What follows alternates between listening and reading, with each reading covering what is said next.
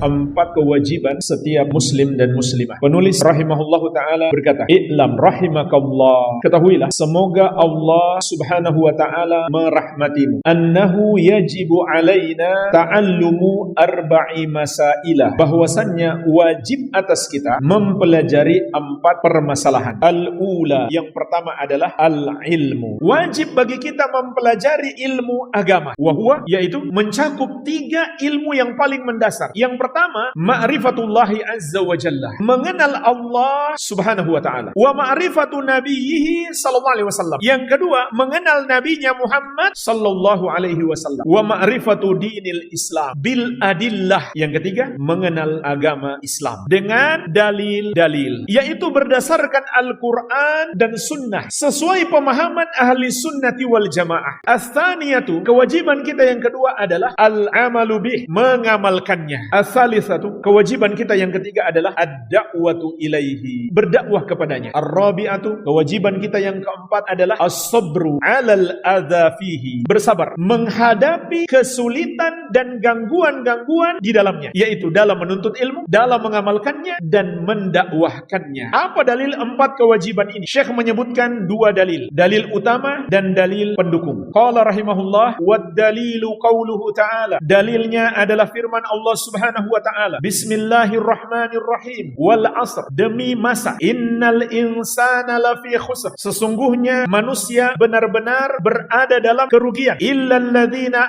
amanu wa amilus salihati wa tawasaw bil haqqi wa tawasaw bis sabr, kecuali orang-orang yang beriman dan beramal saleh dan saling berwasiat dengan kebenaran dan saling berwasiat dengan kesabaran. Surat Al-Asr ayat 1 sampai ke 3. Inilah dalil 4 kewajiban. Mari kita bahas sisi pendalilan dalam ayat ini. Allah subhanahu wa ta'ala memulai surat ini dengan sumpah demi masa. Dan di sini ada 2 faedah penting. Pertama, tidaklah Allah bersumpah dengan menyebut nama salah satu makhluknya kecuali makhluk itu sangat penting untuk diperhatikan. Dan waktu adalah hal yang sangat penting dalam hidup kita untuk kita manfaatkan sebaik-baiknya. Yang kedua, yang boleh bersumpah dengan menyebut nama makhluk hanya Allah subhanahu wa ta'ala. Sedangkan kita tidak boleh bersumpah kecuali dengan menyebut nama Allah, karena Rasulullah sallallahu alaihi wasallam bersabda, man halafa bi ghairillahi faqad kafara au asyraka, barang siapa bersumpah dengan menyebut selain nama Allah maka dia telah melakukan kekafiran atau kesyirikan. Dan Allah gunakan di sini 3 muakkidat, 3 kata-kata penguat. Yang pertama, sumpah demi masa. Yang kedua, innah, ini kata penguat untuk menekankan kalimat. Yang ketiga, huruf lam pada lafi. Subhanallah, ini menunjukkan apa yang disampaikan dalam ayat ini sangat penting. Sampai Allah menggunakan 3 penguat, 3 penekan kalimat. Apa yang ingin Allah sampaikan sehingga menggunakan 3 penekan? Innal insana lafi khusr. Sesungguhnya manusia di sini bermakna umum, semuanya tanpa pengecualian. Pengecualian nanti di ayat berikutnya. Benar-benar berada dalam kerugian. Untuk menyampaikan ini Allah kuatkan dengan 3 kalimat penguat. Manusia semuanya merugi. Artinya di dunia tersesat dan di akhirat akan mendapatkan azab. Semua manusia. Di ayat berikutnya baru Allah subhanahu wa ta'ala berikan pengecualian. Pengecualiannya adalah yang memiliki 4 hal. 4 hal inilah dalil kewajiban 4 perkara yang kita pelajari. Yang pertama, illal ladzina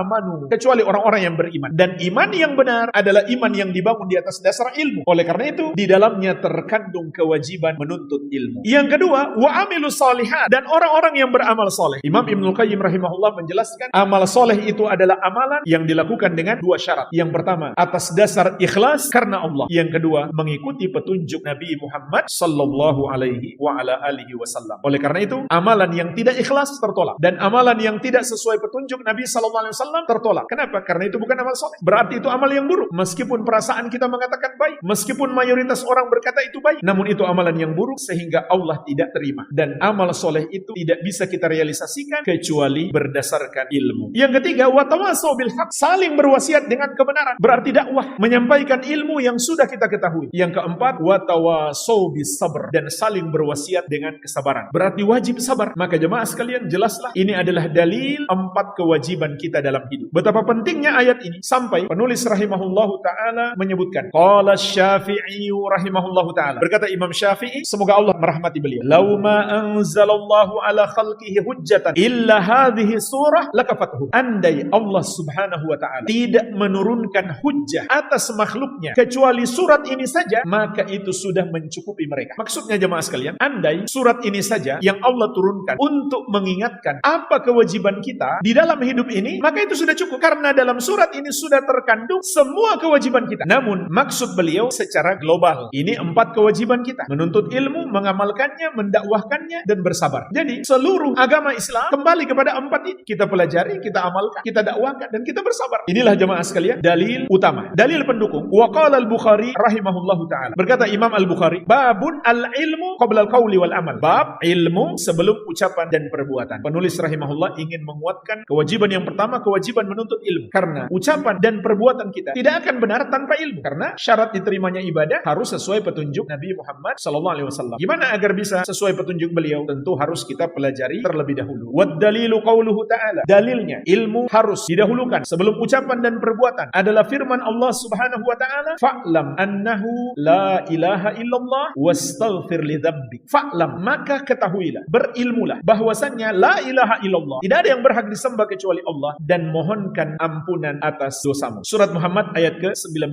Fabada'a bil ilmi qabla al-qawli wal amal. Di dalam ayat ini Allah Subhanahu wa ta'ala mulai dengan ilmu sebelum ucapan dan perbuatan. Berilmulah, kemudian ucapan la ilaha illallah, dan perbuatan memohon ampun kepada Allah. Berarti ilmu harus didahulukan sebelum ucapan dan perbuatan.